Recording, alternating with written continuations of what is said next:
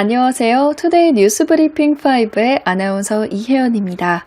오늘 하루 이슈가 됐던 5개 기사 전해드립니다.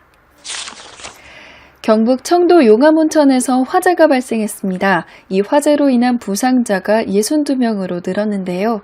11일 청도 용암온천 화재로 62명이 부상했으며 이 중 21명이 입원 치료 중입니다. 남탕과 여탕 등 목욕탕 이용객들은 연기가 번지자 건물 밖으로 대피해 참사를 면했습니다. 소방당국은 화재 원인과 피해 규모 등을 파악하기 위해 합동감식에 나설 예정입니다.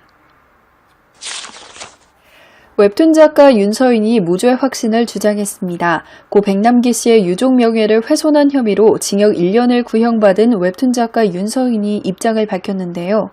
윤서인은 11일 자신의 SNS를 통해 무죄를 확신한다. 아무리 미친 세상이라도 이걸로 만화가를 감옥에 보내지는 못할 거다라고 심경을 전했습니다.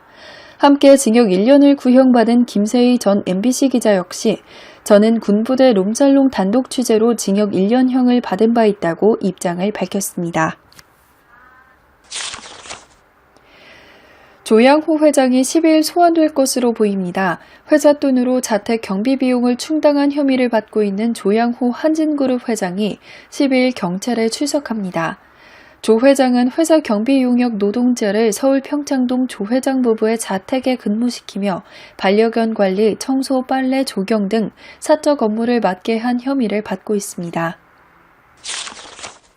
강진 여고생 살인사건 수사가 종결됐습니다. 경찰이 강진 여고생 살인사건에 대해 아빠 친구 김모 씨의 단독 범행으로 결론냈는데요. 경찰은 사건 발생 후 2달에 걸쳐 추가 조사를 벌였으나 범행 동기와 사인 등은 밝혀지지 않았습니다. 전남 강진경찰서는 숨진 피의자 김모 씨를 이번 주 공소권 없음 의견으로 검찰에 송치할 예정입니다. 소녀상을 걷어찬 일본 우익단체에 대해 대만 국민이 분노를 표출했습니다.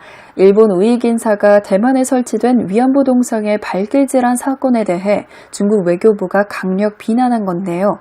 이번 사건으로 시민단체 회원 등 100여 명이 10일 타이베이시에 위치한 일본 대만 교류협회 건물 앞에 모여 항의 시위를 벌이는 등 대만 국민들의 분노를 샀습니다. 지금까지 투데이 뉴스 브리핑 5였습니다. 시청해주셔서 고맙습니다.